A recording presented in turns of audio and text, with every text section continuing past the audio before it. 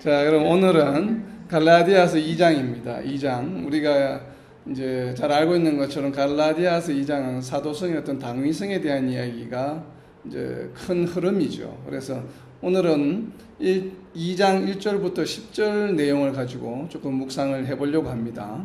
그래서 우리가 통상적으로 2장 1절부터 10절까지는 예루살렘 공회와 연관이 있는 부분이다라고 이제 그것이 이제 다수의 의견입니다. 저도 개인적으로 그렇게 이제 여기고 있고요. 그래서 이제 구체적으로 이제 한번 살펴보겠습니다. 1절입니다. 14년 후에 바나바와 함께 디도를 데리고 다시 예루살렘에 올라갔나니.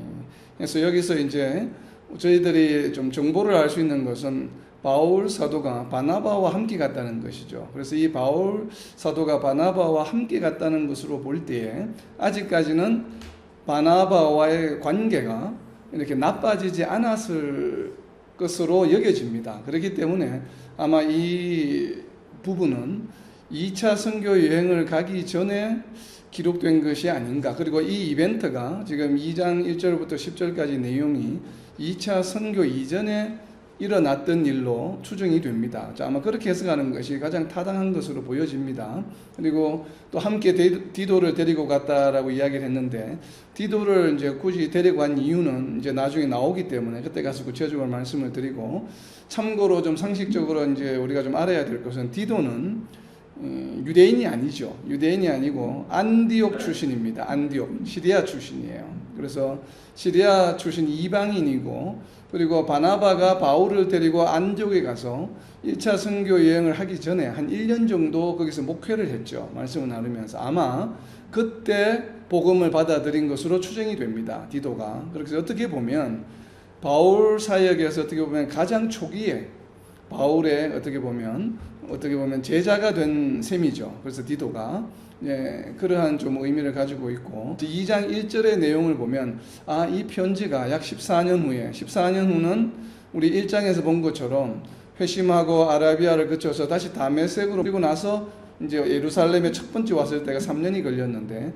아마 그 시점, 그러니까 첫 번째 예루살렘 방문 이후로 14년이 아닌가 그렇게 추정이 됩니다. 그래서 또 어떤 학자들은 1장에 나온 것처럼 3년 후라고 하는 것이 회심으로부터 약 3년 후라고 우리가 이제 일반적으로 좀 이해를 하고 있는데, 이 14년 후도 회심으로부터 14년 후다라고 또 해석하시는 분도 있습니다. 굳이 그렇게 또.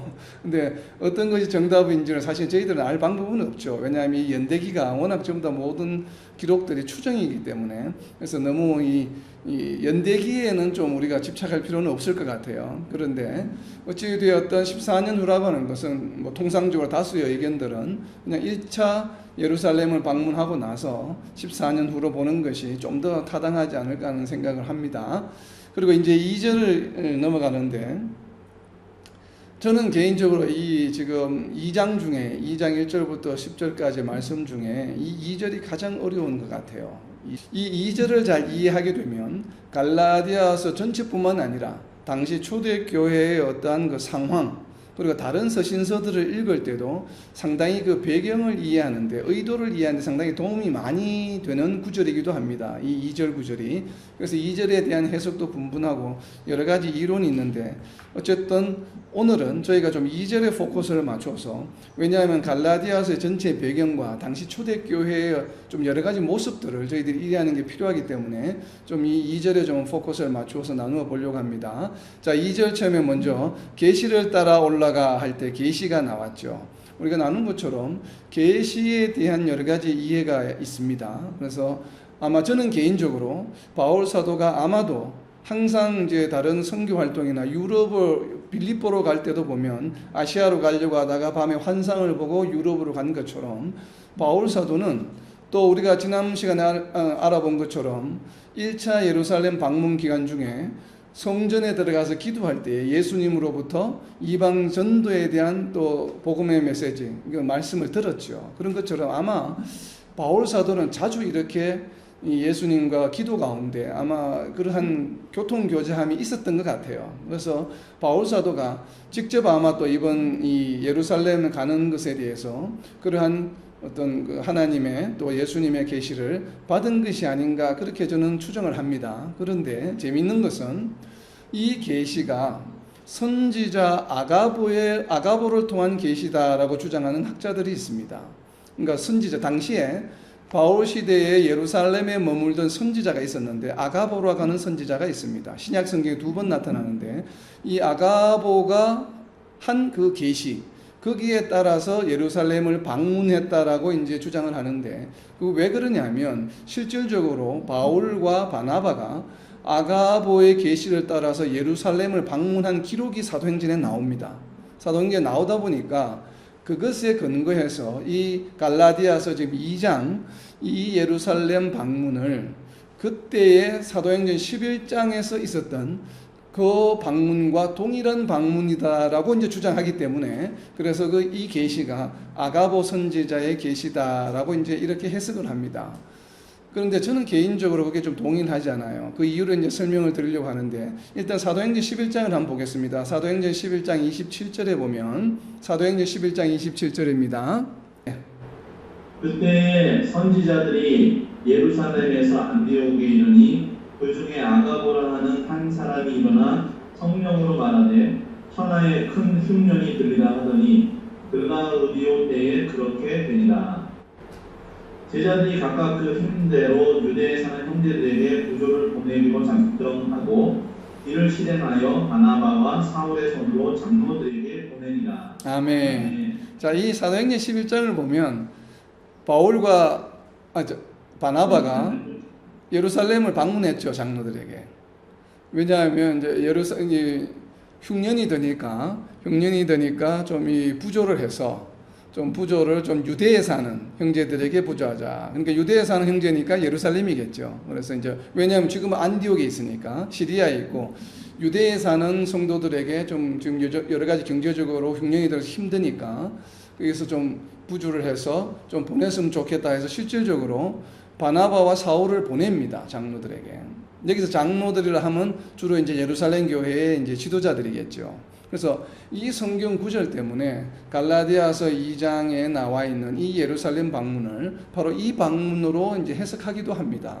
근데 그럴듯해 보여요. 이 지금 11장 부분만 보면 참 반론을 제기하기가 어려운데 저도 잠깐 동안 이 방문이 아닌가라고 해서 아가보의 계시로 좀 이 계시를 이해를 했습니다. 근데 왜 아닌가 하면 12장 25절 때문에 그렇습니다. 11장에 이어서 12장에는 어떤 내용이 나오는가 하면 바나바와 바울이 예루살렘에 방문했을 때 당시에 어떤 일이 일어나냐 하면 베드로가 감옥에 갇히는 일이 일어납니다. 그리고 야고보 사도가 그러니까 이 지금 갈라디아에서 언급하는 야고보 사도가 아니고 예수님 형제 야고보가 아니고 요한의 형제 야고보가 있었죠. 야고보가 참수를 당하는 일이 일어납니다. 그리고 나서 12장 25절에 보시면 뭐라고 되어 있습니까? 12장 25절에 바나바와 사울이 구조하는 일을 마치고 마가라 하는 요한을 데리고 예루살렘에서 돌아오니라. 아멘. 돌아오죠. 그러니까 이게 11장에서 시작을 해서 12장 25절에 끝나죠. 지금 바울과 바나바가 예루살렘을 방문한 그 내용들이 어떻게 보면 그래서 바나바와 바울이 부조를 끝내고 예루살렘으로 돌아오는데 누구를 데리고 와요? 요한. 그러니까 요한이라고 부르는 마가를 데리고 와요. 마가가 언제 선교 여행에 동참하게 됩니까? 1차 때죠. 1차 때 갔다가 중간에 섬에서 되돌아오죠. 그래서 바울이 화가 나서 2차를 갈 때 바나바가 마가를 데리고 가려고 하는데 나는 못 데리고 간다 해서 둘이 갈라지게 되고 바울은 실라를 데리고 바나바는 마가를 데리고 2차 선교 여행을 가게 됩니다. 그러면 이 요한이라 부르는 마가는 언제 바울의 선교에 동참하게 돼요? 바로 1차 여행 때죠. 근데 이 1차 여행을 출발을 어디에서 했습니까? 안디옥에서 했죠. 그렇다면 이 마가는 원래 출신이 유다예요. 예루살렘이에요. 그럼 예루살렘에서 언제 지금 안디옥으로 오게 되었어요? 사도행전 12장 25절에 보면 바나바와 사울이 부조의 역할을 마치고 돌아올 때 데리고 왔죠. 그러면 1차 선교 여행이 이것보다 후이겠습니까? 전이겠습니까? 1차 선교 여행은 지금 바나바와 바울이 부조를 하고 예루살렘을 갔다 온 이후에 1차 여행을 갈 수밖에 없었겠죠. 왜? 그전에는 바울이 마가를 알지 못해요. 왜냐하면 바나바와 더불어서 지금 이때 부조를 하고 그때 마가를 데리고 안디옥으로 왔기 때문에 이 이후에 1차 선교 여행을 간 것으로 우리는 뭐 해석할 수밖에 없습니다. 상황이. 만약 이것이 사실이라고 한다면 갈라디아서 2장의 내용은 만약에 이 계시가 아가보의 계시라고 한다면 갈라디아서 2장 1절부터 10절의 내용은 1차 선교 여행을 하기 전의 내용이 되어야 해요. 그러니까 이제 부조를 하러 갔을 때 그때 이제 만났던 내용을 기록한 것이라고 해석할 수밖에 없죠. 왜냐하면 이게 아가보의 계시라고 이야기를 한다면. 근데 사실은 아니잖아요. 그래서 문제가 되는 것은 갈라디아서 2장 1절부터 10절 내용이 그러면 부조를 하러 갔을 때 한 이야기냐 아니면 예루살렘 공회와 연관이 있는 이야기냐, 이제 이 두 개의 문제가 생기는 것이죠. 그런데 또 공교롭게도 사도행전 15장에 보면 예루살렘 공회에 대한 이야기가 나오잖아요. 바울이 갔다라고 하는 이야기가 나오는데, 그런데 그때 사도행전 15장에서는 또 부조에 대한 이야기는 나오지 않아요. 그렇기 때문에 우리는 분명히 예루살렘 공회 자체가 1차 선교 여행 전에 이루어졌다고는 보지 않습니다. 왜냐하면 13장에 1차 선교 여행이 있고 15장에 예루살렘 공회가 있고 15장 후반부에 2차 선교 여행에 대한 기록이 있기 때문에 예루살렘 공회는 분명히 1차 선교 여행과 2차 선교 여행 사이에 일어났을 것으로 사도행전 15장을 비추어 볼 때 우리는 그렇게 결론을 내릴 수가 있죠. 그렇다면 이 갈라디아서 2장에 있는 내용이 만약에 예루살렘 공회와 연관이 있는 내용이라 한다면 이 계시는 아가보 선지자의 계시일 수가 없는 것이죠. 왜냐하면 아가보 선지자의 계시는 1차 선교 여행 전에 있었던 이야기이기 때문에, 그래서 이 1차 선교 여행 전에 있었던 아가보의 계시로 이 계시를 해석하는 것은 논리적으로 시대적으로 좀 맞지 않는다라고 저는 개인적으로 생각을 합니다. 그래서 그것을 주장하는 분들에 저는 좀 동의할 수가 없고, 그렇기 때문에 이 계시를 따라 올라갔다고 하는 것은 아마도 바울 사도가 개인적으로 자신이 언제나 항상 그랬듯이 기도 중에 예수님의 음성을 듣고 아마 간 것으로 해석하는 것이 조금 더 타당하지 않을까라고 그렇게 생각을 해봅니다. 왜냐하면 갈라디아서 2장 1절부터 10절에 있는 내용은 예루살렘 공회와 연관이 있는 내용이라고 저는 생각하기 때문에 그렇습니다. 왜냐하면 물론 우리가 이제 여러 가지 그 시대 연도별로 해서 추정해 볼 수 있는 것이, 만약에 14년 후가 앞에 예루살렘 첫 방문을 3년하고 더하게 되면 회심으로부터 약 17년이 되죠. 그래서 17년이라고 하는 것은 바울이 회심한 시기로부터 약 17년 후는 1차 선교 여행과 2차 선교 여행 사이일 가능성이 상당히 높습니다. 물론 이것도 별 의미는 없는 추정이에요. 왜냐하면 바울 사도가 회심한 연도 자체에도 추정입니다. 바울 사도가 예수님이 돌아가시고 나서 그 해에 회심했다고 주장하시는 분도 있고 5년 후에 회심했다고 주장하시는 분도 있고, 이 갭만 해도 벌써 5년이에요.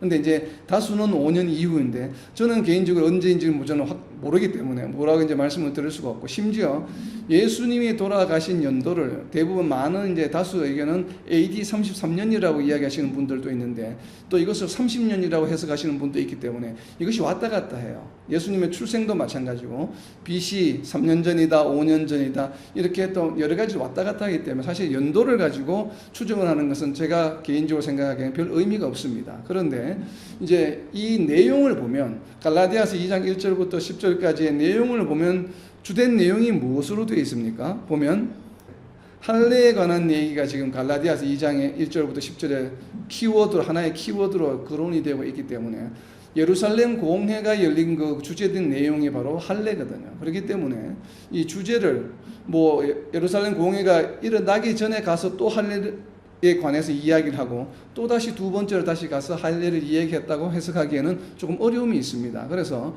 이 갈라디아서 2장 1절부터 10절의 내용이 주요 목적이 할례 이슈이기 때문에 예루살렘 공회와 연관이 있는 방문으로 이해하는 것이 가장 타당하다고 생각을 합니다. 물론 이것도 100% 확신할 수 있는 내용은 아니에요. 그냥 저희가 추론하건대 그럴 가능성이 가장 높다라고 이제 생각을 해봅니다. 저희들은 이제 그렇게 전제를 하고 다음으로 넘어가겠습니다.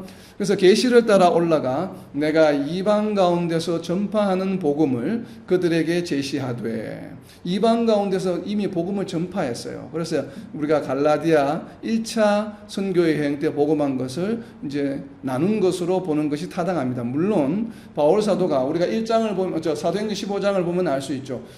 이제 1차 선교 여행을 하기 전에 시리아와 길리기아에 가서 자기 고향에 가서도 복음을 계속 전가하고 있었죠. 그리고 그 수리아와 길리기아 지방에서도 할례 문제가 있었음을 사도행전 15장을 보면 알 수가 있습니다. 왜냐하면 예루살렘 공회의 결론으로 야고보가 제안을 해서 편지를 보내게 되는데 그 편지의 수신자가 누구인가 하면 갈라디아 교인들이 아니에요. 그 예루살렘 공회에서 편지를 보내기로 하고 그 편지를 보낸 수신자는 수리아와 길리기아 지방 사람들입니다. 바로 이것은 바울 사도가 본격적으로 이방 선교를 1차 선교 여행으로부터 하기 이전에 본인이 고향에 머물면서 또 안디옥 교회에서 사역을 하면서 아마 이방인들에게도 일부 복음을 전한 것으로 저희들은 해석을 합니다.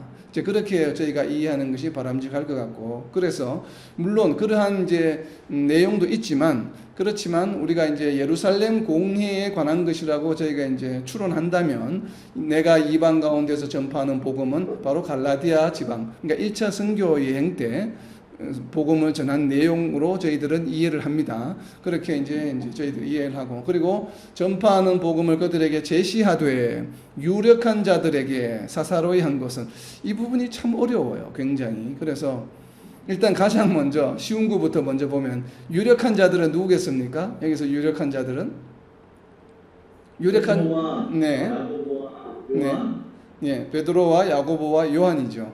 그 2장 9절을 보면 알 수가 있죠. 야고보와 게바와 요한으로 나와 있기 때문에 아마도 예루살렘 교회의 지도자들로 여겨집니다. 그래서 특별히 이제 이 세 분, 야고보와 게바와 요한, 이렇게 여겨지고, 그리고 여기에서 이제 저희가 좀 유의해야 될 단어가 제시라고 하는 단어인데, 왜 복음을 그들에게 전파하고 혹은 복음을 그들에게 선포하고 혹은 복음을 그들에게 프리칭한다, 복음을 전한다라고 이야기를 하지 않고 제시하다라고 표현을 했을까? 제시하다는 것은 어떤 의미예요? 검사받으려고, 공인받기 위해. 그래서 이게 프리칭이 아니에요. 프리칭으로 번역이 되어 있지 않고 영어 성경에도 보면 set before, 그들 앞에 이렇게 set, 펼쳐 보였다, 이제 이런 내용인데, 그래서 이 헬라어 원어가 좀 다릅니다. 프리칭이라고 하는 복음을 전하다는 헬라어가 아니에요. 이 단어는 보면 아네세메인이라고 되어 있고, 원래 원어는 아나티셈입니다. 아나티셈이라고 하는 단어인데, 이 단어는 커뮤니케이션의 의미가 강합니다. 그러니까 프리칭이나 컨버세이션 하는 게 아니에요. 대화하는 내용이 아니에요. 우리가 커뮤니케이션과 대화는 다르죠. 대화가 아니죠. 커뮤니케이션, 대화의 일종이지만 사실은 우리가 뭐 사사로운 일을 그냥 주고받는, 감정을 이렇게 주고받는 대화의 의미가 아니라 정보 전달의 의미가 강하죠. 유력한 자들에게 바울 자신이 이방인들에게 전했던 복음의 내용이 무엇인지를 정확하게 아마 설명을 하는, 제시를 하는, 나타내는 그런 의미로 받아들여집니다. 우선은. 그래서 우선은 복음을 전했다는 것, 복음에 대한 얘기는 조금 이따 다시 이야기할 거기 때문에 구체적인 두 가지 상황에 대해서는 그때 가서 설명을 좀 드리도록 하고, 우선 제시했다는 단어의 의미는 바로 그런 것이에요. 그래서 이 복음이 그럼 과연 어떤 것인가? 이제 방금 이야기한 것처럼 제시했다는 표현이기 때문에 이 예루살렘의 유력한 자들, 지도자들로부터 내가 전한 복음을 승인을 받기 위해서 그런 것인가? 아니면 그들 또한 복음에 대해서 조금 완전하게 이해하고 있지 않다고 바울 사도가 여겨서 자신이 전하는 복음, 이방인의 전하는 복음과 동일한 복음을 확실하게 다시 한번 그들에게도 인식시키기 위해서 한 것인가? 이제 이 두 가지의 숙제가 남습니다. 그죠? 근데 두 가지, 어떤 것 같아요? 두 가지가 다 가능한 얘기죠.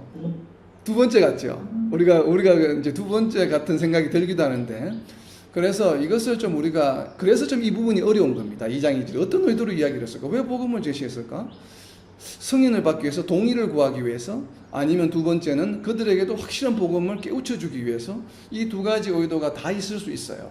복음을 이렇게 제시했다는 의미는. 그러면 이것을 좀 우리가 이해하기 위해서 먼저 무엇을 좀 이해해야 하냐면, 다음에 나오는 유력한 자들에게 복음을 어떻게 제시했습니까? 어떻게 제시했어요? 공개적으로 했습니까? 어떻게 했습니까? 사사로이 한 것은, 이 사사로이 했다는 것이에요. 사사로이 했다는 것은 어떤 의미일까요? 이 부분이 상당히 어려워요, 해석하기. 왜 사사로이 했을까요? 사사로이 한 이유는 무엇입니까? 그러면 사사로이 한 이유는 나와 있죠. 2절에 사사로이 한 이유가 있습니다. 헛되지 않게 하기 위한 조치였어요. 그죠? 헛되지 않게 하기 위해서 사사로이 한 것입니다. 그러면 사사로이 하지 않고 공개적으로 했으면 바울이 달려온 것과 바울이 한 이런 노력들이 헛되게 되는 결과를 초래할 수 있다는 얘기죠. 반대로 이야기하면. 그래서 그러한 위험을 감수하지 않기 위해서 사사로이 했다는 것이에요. 그러면 이 헛되다고 하는 것도 하나로 딱 떨어지지가 않고 방금 살펴본 것처럼 우리가 사사로이 한 것과 같은 의미 두 가지로 나눠져요. 또 공교롭게도. 왜냐하면 헛되지 않다는 것은 어떤 의미일까요? 그러면 그러니까 거짓 복음이 전달된 것이죠. 그래서 실제는 구원을 받는 결과가 안 일어나는 것이죠. 내가 열심히 노력했는데 보니까 이게 전부 잘못된 것이야. 그래서 복음을 받아들인 결과가 바로 생겨야 되는데 구원이 열매가 맺혀져야 되는데 내가 복음을 전한 게 보니까 잘못되었네? 그러다 보니까 잘못된 복음이 전달되면 잘못된 복음을 전달받은 사람들에게는 구원의 열매가 맺혀지지 않죠. 그건 우리가 이미 알고 있는 내용이잖아요. 다른 우리가 묵상을 통해서 보면. 그러니까 설사 전한 사람이 잘못 전했지만 그러나 잘못된 복음을 받아들이게 되면 복음의 열매가 없어요. 그래서 우리는 본인은 모르고 이단이 아니라고 해서 그 이단적인 교회에 참석을 하지만 원래 이제 나중에 들어온 성도들은 그러나 메시지가 이미 복음의 열매를 맺을 수 없는 이단적인 요소가 있는 메시지예요. 그러면 거기엔 복음의 열매가 있습니까? 없습니까? 복음의 열매가 없는 것이죠. 그분이 의도했든 의도하지 않았든 잘못된 복음의 메시지에는 복음의 열매가 맺어지지 않습니다. 구원의 열매가. 우리는 이것을 분명히 간과해서는 안 됩니다. 그래서 바울이 이것을 염려했을 수가 있습니다. 본인이 전한 복음이 잘못된 것이다라고 하면 내가 지금까지 수고한 것이 헛된 것이 되는 것이죠. 그래서 자신이 전한 복음을 사도들에게 설명을 하고 그들로 하여금 이것이 정말 제대로 된 복음인지 아닌지를 한번 같이 의논하고 우리가 지금 이렇게 말씀을 서로 나누는 것처럼 은혜 받은 것을 꼭 이제 보고하고 승인을 받는다는 의미보다는 서로 이렇게 나누면서 잘못된 것이 혹시 없나 서로 점검하고 서로 더 굳건하게 하기 위해 세우기 위해서 복음의 진리를 더 잘 세우기 위해서 나누어 볼 수는 충분히 있는 것이죠. 이제 그런 의미로 만약 헛되다라는 것을 이해한다면 우리는 서로 자기가 전한 복음을 다시 한번 확정하기 위해서 사사로이, 그러니까 그것을 공개적으로 할 수는 없잖아요. 그런 것들은. 그래서 사사로이 이렇게 나누어 본 것이다라고 해석해 볼 수는 있습니다. 충분히. 그럴 수가 있죠. 우리가 이제 헛되다는 의미를 그렇게 이제 이야기를 한다면, 이제 이러한 이유만 있다면 참 다행인데, 그런데 성경을 읽다가 보면 헛되게 되는 다른 이유가 또 있습니다. 다른 이유가 어떤 이유가 있냐면, 특별히 빌립보서 3장 13절을 보게 되면 바울 사도가 왜 빌립보서 3장 13절의 이야기를 하고 있는가를 우리는 좀 유념해 볼 필요가 있습니다. 형제들아 나는 아직 내가 잡을 줄로 여기지 아니하고 어제 큰일 즉 뒤에 있는 것은 잊어버리고 앞에 있는 것을 찾으려. 아멘. 자, 바울이 빌립보 교인들에게 편지를 보내면서 무엇을 했습니까? 본인은 지나간 일은 다 잊어버린다. 그러니까 지나간 일들을 잊어버린다는 건 어떤 의미예요? 이건 언육법으로 표현한 것이죠. 지나간 일들에 대해서 나는 연연히 하지 않는다. 그것은 누구에게 자기가 무엇을 했는지를 드러내놓고 말하지 않는다는 의미죠. 잊어버린다는. 그러니까 나는 다 잊어버렸어. 그리고 오직 무엇만 바라보아요? 앞만 바라보고 간다는 것이에요. 그래서 지나간 일에 대해서는 나는 내 공적이나, 그러니까 전체의 지금 빌립보서의 흐름을 보면 무슨 얘기인가 하면 자신의 공적을 사람의 칭찬을 받기 위해서 이야기하지 않는다는 의미예요. 사실은 그런 뉘앙스가 강한데, 자, 이러한 생각을 가지고 있는 바울 사도이기 때문에 본인이 이방인들에게 정말 죽을 고비를 넘기면서 이렇게 전하는 그 복음의 진리를 내가 어디에 가서 복음을 전하고 또 이러한 복음 내용을 전했다라고 본인은 그러한 좋은 의도로 이야기를 하는데, 그러나 공개적으로 듣는 사람들의 마음 가운데 바울 사도가 자신이 한 일을 또 우리에게 이렇게 자랑하려고 하나 보다 라고 하는 그런 것을 본인의 의도와 상관없이 또 그런 생각을 하는 사람들이 생겨날 수 있겠죠. 얼마든지. 또 그런 것을 염려해서 사사로이 한 것은 아닌가. 또 이렇게 생각해 볼 수도 충분히 있습니다. 그 개연성은. 그런데 이것이 아니라고 이야기할 수가 없어요. 왜냐하면 예수님께서 이것을 굉장히 심각하게 선포했기 때문에 그렇습니다. 이 부분을. 그러니까 바울 사도가 그냥 빌립보서 3장 13절 말씀을 하신 게 아니에요. 누구보다도 예수님의 의중, 예수님이 하신 말씀을 잘 묵상하고 파악하고 있는 바울이라고 저는 봅니다. 왜냐하면 수시로 예수님과 이 비전 가운데, 환상 가운데 교통교제함이 있었기 때문에 예수님께서 산상수훈에서 이 부분을 굉장히 길게 설명하십니다. 특별히 이 부분을, 그것도 한 에피소드가 아니고 여러 가지의 예를 들어가면서 반복해서 이 부분을 강조합니다. 바로 마태복음 6장에 있습니다. 마태복음 6장 산상수훈의 시작에 마태복음 5장 팔복에 관한 이야기를 하시고, 그 이후에 팔복이 어떤 것인가?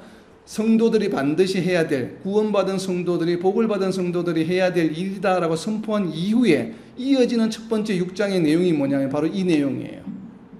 6장 1절에 뭐라고 되어 있습니까? 사람에게 보이려고 그들 앞에서 너희 의를 행하지 않도록 주의하라. 그리하지 아니하면 하늘에 계신 너희 아버지께서 상을 받지 못한다. 아멘. 나중에 하늘에 계신 아버지께 예수님 앞에 섰을 때에, 예수님이 다시 오실 때 예수님 앞에 섰을 때에 상을 받지 못해요. 그러면 이것은 어떤 일이 됩니까? 결과적으로 상을 받지 못하는 상황에 처하게 된다면 그것은 무슨 일이에요? 바로 갈라디아서 2장 2절에서 말하고 있는 헛된 일이 되죠. 상급을 받지 못해요. 하나님 앞에 섰을 때.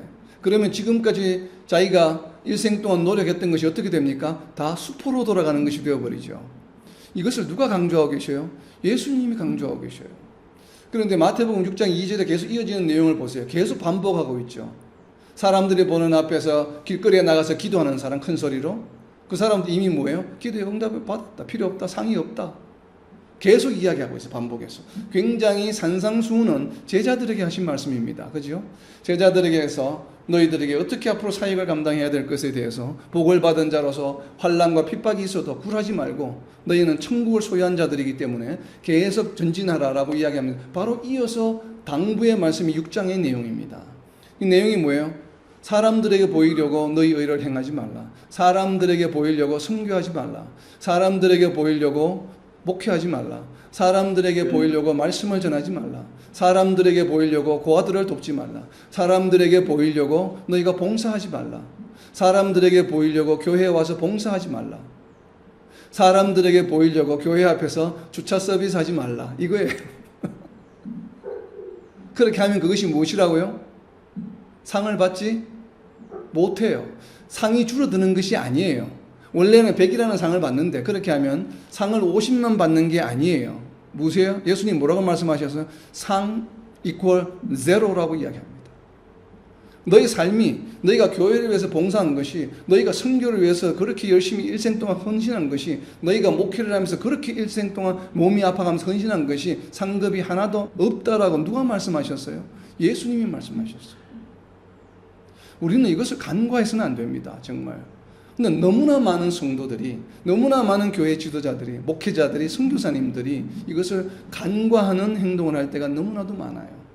근데 바울 사도는 이것이 너무나도 가슴에 아마 마음속에 깊이 자리 잡았던 것 같아요. 그래서 빌립보서 3장 13절에 뭐라고 이야기합니까? 나는 내가 지나온 길은 아무것도 기억이 안 난다. 이제 왜 이런 말씀을 했는지 이해가 됩니까? 기억이 안 나는 것이에요. 기억이 안 나기 때문에 말할 게 없어요. 어디 가서. 말하고 싶지 않은 것이에요. 왜냐하면 내가 지금까지 이렇게 힘들게 죽을 고비를 넘기면서 경주한 것이 헛되게 될까봐. 왜? 그렇게 열심히 잘했는데 결국 나중에 가서 하나님 앞에 섰을 때 상을 받지 못해요. 그러면 무슨 의미가 있겠습니까? 바울 사도에게. 전혀 의미가 없죠. 이것을 바울 사도는 두려워하는 것입니다. 아마 그런 의도에서 사사로이 한 것이 아닌가라고 해석할 수 있는 개연성이 충분히 있어 보이죠. 우리가 이제 성경의 다른 말씀을 생각한다면, 그래서 이 부분 사사로이라는 것은 솔직히 말씀드려 저 개인적으로도 결론이 나지 않아요. 그런데 저는 개인적으로 이렇게 생각을 합니다. 아마 이 두 가지가 다 있었을 것이다. 그러니까 사사로이 한 것은 물론 다른 사람들에게 자랑으로 여겨지지 않게 하기 위한 면도 있었고, 그리고 본인 스스로도 내가 전한 혹시 복음이 잘못 전거된 것은 아닌가라고 하는 것을 한번 사도들과 한번 의논하고 또 자문도 구하고 또 그들에게 또 올바른 복음에 대한 지식을, 인식을 심어주고 싶은 마음도 또 역시 있었을 것이다. 그래서 저는 이러한 세 가지 측면이 동시적으로 다 작용한 것이라고 생각을 하고 싶습니다.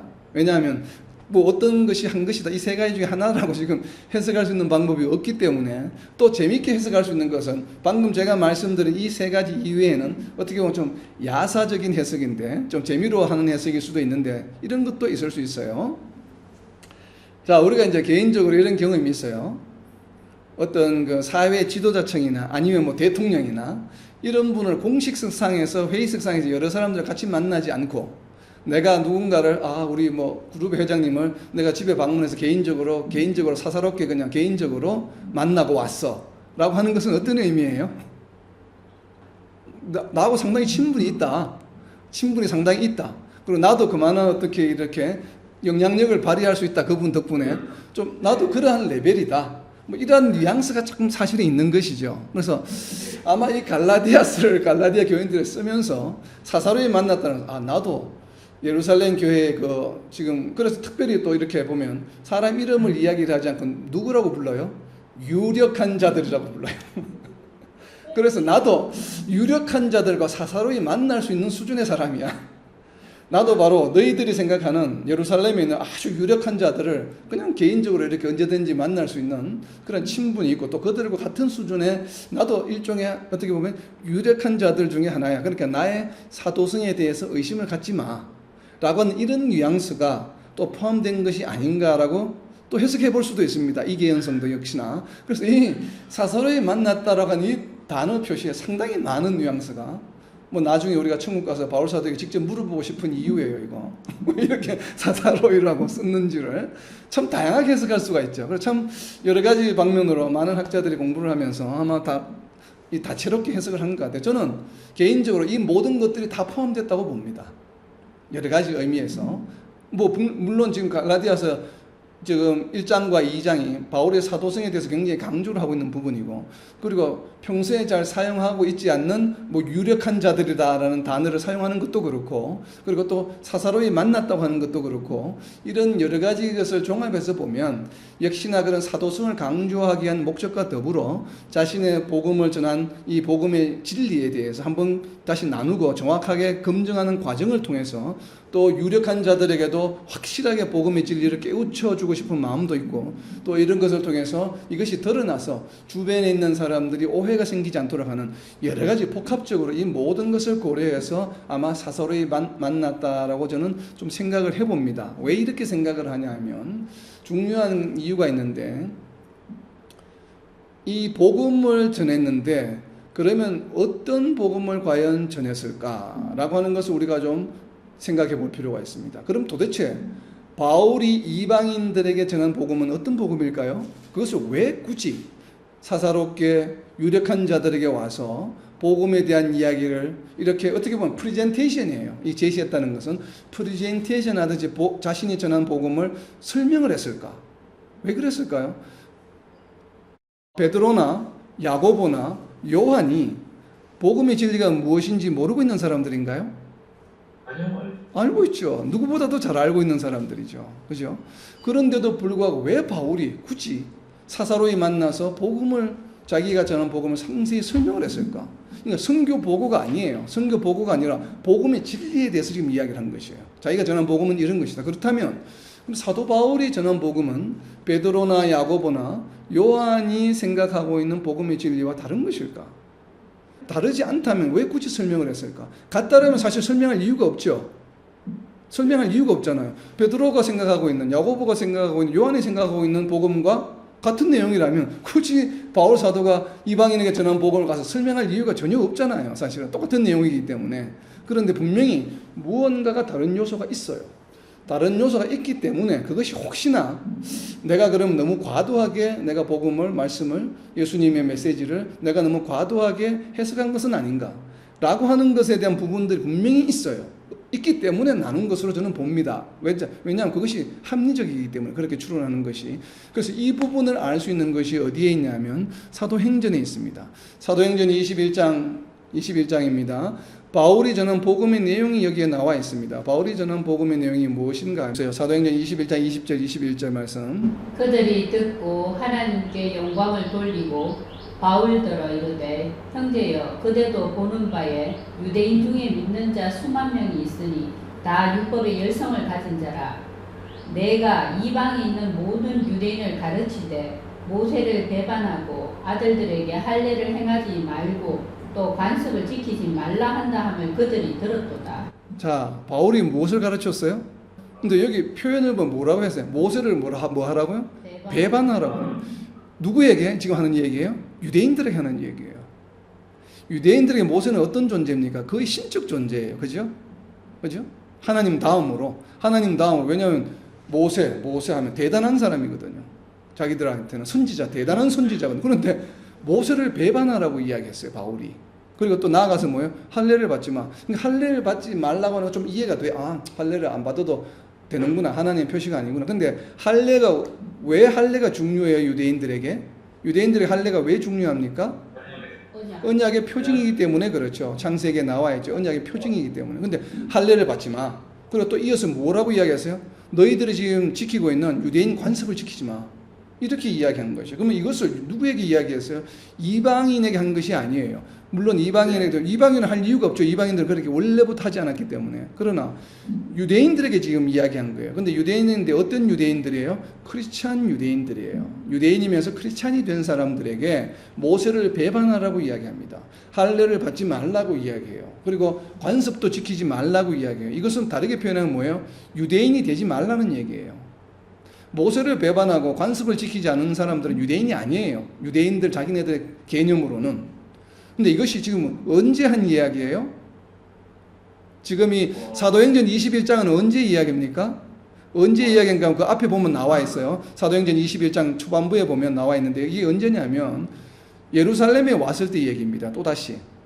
이 예루살렘은 언제 온 것인가 하면 바울 사도가 이제 이것을 보면 우리가 또 앞에서 이제 우리가 선지자를 그 21장에 보면 아까 나왔던 선지자 이름이 또 나옵니다. 아가보에 대한 얘기가 21장 10절에 한번 보세요. 21장 10절에 사도행전 펼치셨으니까 21장 10절 11절에 보면 예루살렘에 가게 되면 네가 체포될 것이다. 그러니까 예루살렘에 가지 말라고 누가 이야기합니까? 아가보가 다시 또 예언을 하죠. 그럼 이 예루살렘 방문은 언제 방문이에요? 3차 선교 여행을 마치고 로마로 가기 전에 어떻게 합니까? 고린도에서 와서 예루살렘으로 붙잡히러 가죠. 이 아가보의 예언을 듣고도 바울은 예루살렘으로 갑니다. 왜? 붙잡히기 위해서. 그래야 로마로 가기 때문에. 그죠? 이 예언을 듣고 방문했을 때 그 계속해서 21장 읽으면 그때 예루살렘에 방문했을 때 누가 있습니까? 보면 야고보와 장로들을 방문합니다. 누구를 방문했어요? 야고보입니다. 당시에 3대 지도자 중에 어떻게 보면 수장이라고 이야기하는 야고보와 장로들, 그러니까 야고보 이외에 다른 리더들도 함께 있었던 것으로 추정이 됩니다. 야고보와 장로들에게 무슨 이야기를 해요?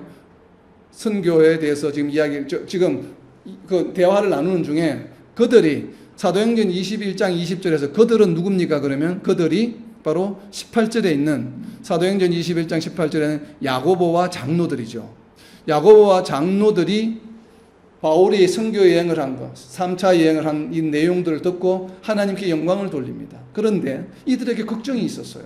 무슨 걱정인가 하면 그 걱정을 지금 계속 이어서 이야기하는 것입니다. 그대도 보는 바, 그대는 누구예요? 형제의 그대는 바울이죠. 바울 당신도 보는 바와 같이 유대인 중에 믿는 자 수만 명이 있으니 지금 유대인 크리스찬이 수만 명이 되었어요. 이때 바울이 3차 선교 여행을 마치는 시점에 유대인 크리스찬들이 수만 명이 되었습니다. 그런데 중요한 것은 그 다음 구절이에요. 이들이 뭐예요? 다 율법에 뭐 하는 자예요? 열성을 가진 자예요. 크리스찬인데. 지금이 언제입니까? 바울이 갈라디아 선교를 한 1차 선교 때가 아니에요. 예루살렘 공회가 1차, 2차 사이에 있었죠. 그 예루살렘 공회에서 무엇을 결정했습니까? 할례를 받지 않기로, 그리고 우상을 섬기는 제물을 먹어도 된다, 이러한 편지를 보내기로 결정을 하고 편지를 보냈어요. 예루살렘 지도자들이. 그러고 나서 2차 선교 여행이 있었고 3차 선교 여행이 있었어요. 그럼 2차 선교 여행과 3차 선교 여행을 따지게 되면 거의 한 벌써 중간에 쉬는 시간까지 한 거의 한 6, 7년 세월이 흘렀습니다. 그럼 6, 7년 세월 동안 수만 명의 크리스찬들이 생겼어요. 유대인들 중에. 그럼 이때까지도 유대인들 중에는 율법의 열성을 가진 자가 있었다는 얘기예요. 그러니까 유대인들에게, 비록 크리스찬이 되었지만 유대인들에게 있어서의 율법과 관습은 대단한 영향력을 가지는 것이에요. 이것을 버릴 수가 없는 것이에요. 왜 이런 유사한 것이 우리 한국에도 있죠. 우리 유교 문화, 제사 지내는 거 그렇지 않습니까? 크리스찬 중에 상당 부분 아마 제사를 지낼 겁니다. 아니면 제사에 참석하든지 지내지는 않아도. 왜냐하면 그것이 생활 습관 중에 하나로 관습으로 여겨지고 그것이 우상 숭배라고 여기지 않는 성향들이 좀 있긴 있습니다. 그래서 캐톨릭에서는 그것과 유사한 제사와 유사한 다른 또 뭐라 그래요? 그 예배 같은 것을 만들어서 하기도 하죠. 이제 그런 것을 하는 이유가 무엇인가 하면 성도들의 마음속에 끄림직한 것이 있는 것이에요. 그것을 안 하자니 그렇고 하자니 교리에 반대되는 우상 숭배가 되는 것 같고 하자니 끄림직하고 안 하자니 끄림직하고 또 이런 것들이 있는 것이 그런 것처럼 유대인들이 수만 명이에요. 수만 명이 여전히 뭐예요? 율법에 열성이 있었어요. 그러다 보니까 아주 충격적인 일이 일어납니다. 충격적인 일이. 22절을 한번 보세요. 사도행전 21장. 그러면 어찌할꼬? 이 어찌할꼬는 뭐예요? 탄식하는 건 도대체 우리가 어떻게 해야 되겠느냐? 아직도 이렇게 유대인들이 크리스찬들 또 율법에 대해서 이렇게 열성이 있고 그리고 자신들이 있는 곳이 지금 어디예요? 예루살렘 유대죠. 유대. 주변에 전부 유대인들이 덕실덕실해요. 그러니까 도대체 어찌할꼬?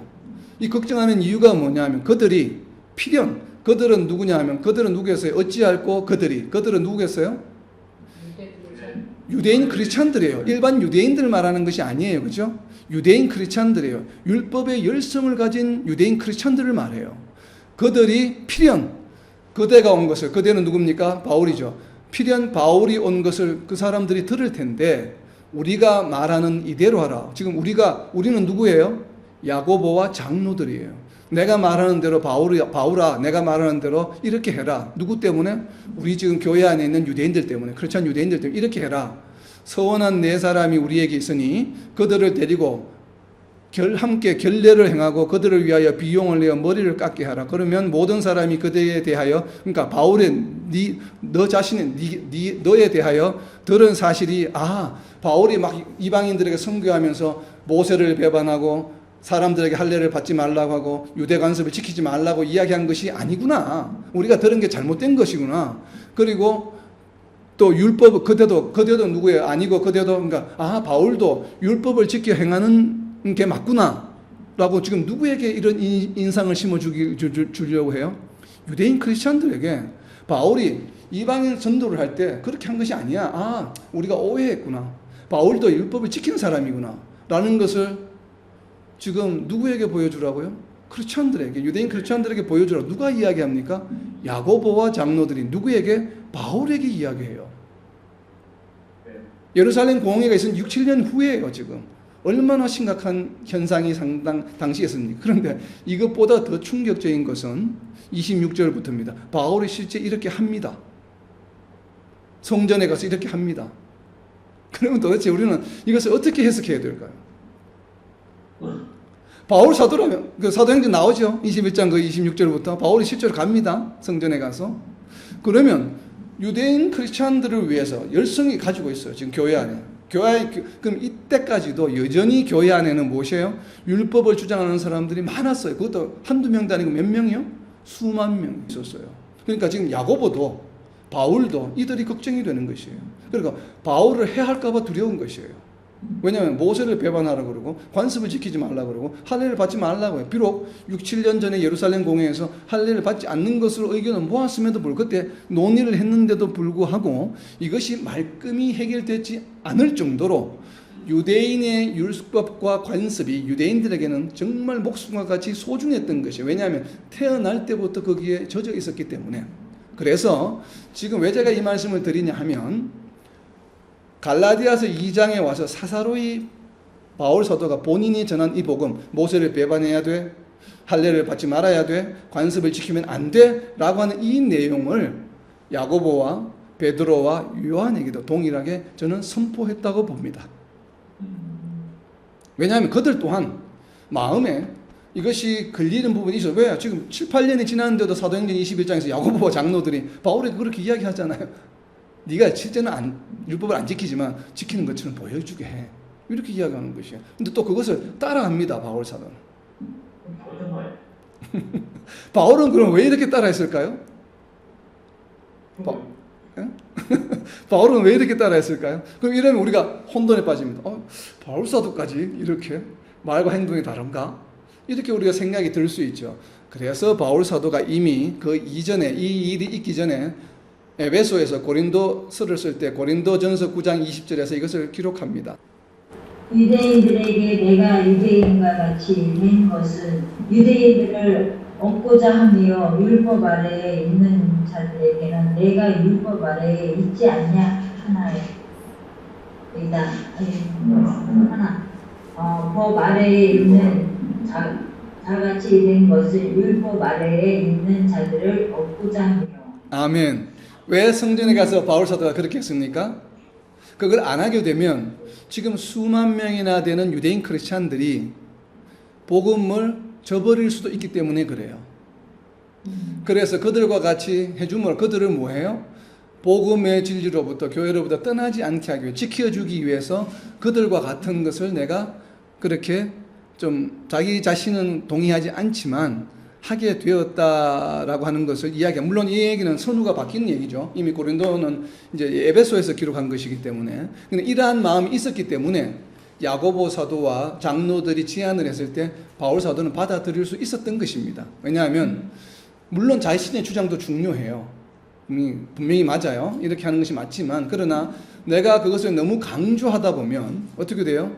유대인 크리스찬들에게 잘못되면 그들에게 복음의 진리가 복음을 거부하게 되는 떠나버리는 현상이 일어날 수도 있기 때문에 그들 또한 뭐예요? 중요한 지금 크리스찬들이기 때문에 그들을 위해서 내가 흉내를 냈다. 흉내 내는 것은 개의치 않는다. 이러한 것은 우리가 어떤 것을 보면 또 알 수 있냐면 비슷한 사건이 우상에게 드린 고기를 먹는 것과 같은 것이에요. 우상에게 드린 고기를 먹느냐 먹지 않느냐로 또 이슈가 생겼죠.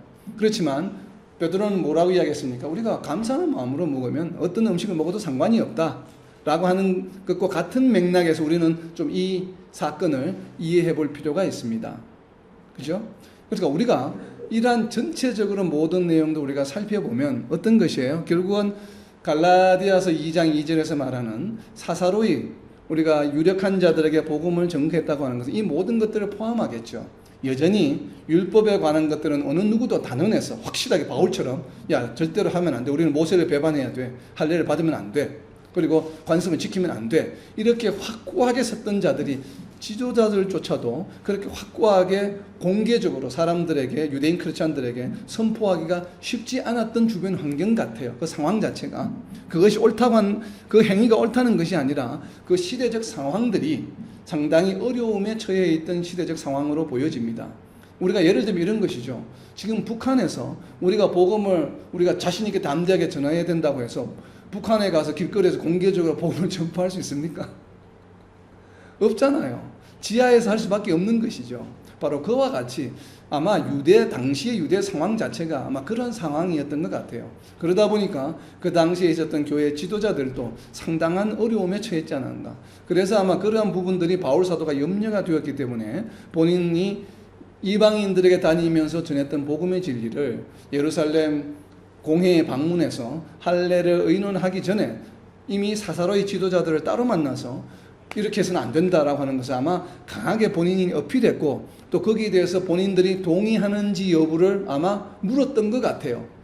동의하는지 여부를 물었다는 것은 우리가 나중에 우리가 2장 후반부에 가면 알 수가 있습니다. 그래서 아마 묻고서 그들도 아마 묵시적으로 동의한 것으로 우리는 해석이 됩니다. 오늘 갈라디아서 2장 1절부터 10절 내용을 보면 그래서 우리가 2장 2절을 이해할 때는 바로 이와 같이 좀 우리가 이해하는 것이 필요하다라는 것이에요. 그리고 복음의 내용은 무엇이었습니까? 바울이 전한 복음의 내용은 굳이 복음의 내용을 전해야만 했던 이유는 바로 무엇이에요? 사도행전 21장에 있는 내용처럼 모세를 배반하고 그리고 할례를 행하지 않고 관습을 버리라고 하는 내용 때문에 그랬었던 것으로 보여집니다. 그래서 이 부분을 분명히 선포했던 것이다. 그래서 만약에 이 부분을 받아들이지 않고 이렇게 하지 않으면 어떻게 돼요? 복음의 진리가 훼손되는 것이기 때문에 바울 사도가 지금까지 노력한 모든 것들이 헛수고가 되는 것이에요, 사실은. 그래서 다름질한 것이 헛수고가 되지 않게 하기 위해서 이렇게 사사로이 전했다라고 이야기하는 것으로 저는 이해가 됩니다. 그리고 또 이렇게 바울 사도가 또 사도들을 만날 때도 복음의 진리를 개의치 않고 사도행대로 불구하고 복음의 진리를 막 이렇게 증거하는 이유는 바로 무엇인가 하면 바울 사도는 자나깨나 자기는 복음을 증거하는 것이 가장 자신에게는 정말 중요한 일이라고 생각하기 때문에 그래요. 이 얘기는 어디에 있냐면 빌립보서 2장 16절에 있습니다. 빌립보서 2장 16절에 보면 생명의 말씀을 밝혀, 그러니까 복음을 전하는 것이죠. 생명의 말씀을 밝혀 나의 다름질이 헛되지 아니하고 수고도 헛되지 아니하므로 그리스도의 날에 내가 자랑할 것이 있게 하려 함이라. 그러니까 복음의 사명에 대한 얘기예요. 어디를 가든지 무엇을 하든지 항상 복음을 전해야 되겠다는 것이. 그래서 비록 예루살렘 교회의 지도자들이지만 유력한 자들이라 할지라도 그들을 만났을 때 나는 또 그 시간에도 그냥 사담이나 이런 얘기를 하는 것이 아니라 복음을 전해야 된다는 것이에요. 올바른 복음을, 자기가 생각하는 모세를 배반하고 관습을 버리고 할례를 받지 말아야 되는 이 얘기를 꼭 전해야 되겠다는 것이에요. 그래서 이러한 바울의 성향을 우리가 알 수 있죠. 이 선교관을. 그래서 어디든지 간에 항상 생명의 말씀을 밝히는 것. 그러니까 이것은 무슨 말이에요? 생명의 말씀을 밝힌다는 것은 올바로 해석하고 제대로 전하는 것을 말하죠. 단순히 그냥 복음만을 전하는 것이 아니에요. 그죠? 믿음을 가지라고만 전하는 것이 아니에요. 올바로 전하는 것을 이렇게 하는 것은 다름질이 헛되지 않게 한다. 이렇게 헛되지 않게 한다는 것의 또 다른 해석이죠. 그래서 이 얘기를 또 어디에서 알 수 있냐면 고린도전서 9장에 보면 알 수 있습니다. 고린도전서 9장 23절에서 27절 말씀에 무엇이라고 이야기하고 있냐면 고린도전서 9장입니다. 9장 23절부터 보면 내가 복음을 위하여 모든 것을 행함은 복음에 참여하고자 함이라. 운동장에서 다름질하는 자들이 다 달릴지라도 오직 상을 받는 사람은 한 사람인 줄을 너희가 알지 못하느냐. 너희도 상을 받도록 이와 같이 다름질하라. 이기기를 다투는 자마다 모든 일에 절제하나니 그들은 썩을 승리자의 관을 얻고자 하되 우리는 썩지 아니할 것을 얻고자 하노라. 그러므로 나는 다름질하기를 향방 없는 것 같이 아니하고 싸우기를 허공을 치는 것 같이 아니하며 내가 내 몸을 쳐 복종하게 함은 내가 남에게 전파한 후에 자신이 도리어 버림을 당할까 두려워함이로다. 아멘. 또 헛되게 되지 않게 하는 염려죠. 헛되게 되지 않게 하는 염려가 바로 무엇이에요? 바울 사도가 한 것은 열심히 노력하긴 하는데 이기려고 막 열심히 달리는데 무엇이에요? 허공에 하는 것 같이 하지 않겠다. 그러니까 무엇이에요? 잘못된 복음을 전하는 것이 아니다는 것이에요. 그리고 내가 복음을 잘 전해놓고도 내가 만약에 할례를 받고 관습을 지키는 것이 된다면 어떻게 되는 것이에요? 헛된 것이 된다는 것이에요. 그래서 내 몸을 쳐서 어떻게 해요? 내 몸을 쳐 복종하게 하는 것은 무엇의 복종이에요? 복음의 진리에 대한 복종이에요. 그러니까 본인이 이방인에게 전한 복음, 모세를 배반해, 관습을 지키지 마, 할례를 받지 마 라고 하는 것을 본인이 지키게 되면 어떻게 돼요? 헛된 것이 된다는 것이에요. 그래서 본인의 몸을 쳐서 관습을 안 지키고 모세를 배반하는 것을 했다는 것이에요. 그래서 그렇게 헛되지 않게 하기 위해서 이렇게 우리가 고린도전서, 빌립보서, 그리고 또 사도행전, 갈라디아서 총체적으로 보게 되면 당시에 전체적인 시대 상황이 얼마나 심각하고 어려운 상황이 있는지 짐작이 가죠, 여러분. 바로 이것을 가지고 우리가 서신서들을 읽어야 합니다. 그래서 우리가 단순히 그냥 할례 받는 문제를 오늘날 우리가 생각하는 기준으로 생각하는 것처럼 그렇게 생각해서는 안 돼요. 우리가 믿음을 서로 친구들과 나눌 때, 가족들과 나눌 때 우리가 북한에서 나누는 것과 한국에서 나누는 것이 다르잖아요. 우리가 그 차이를 이해를 해야 합니다.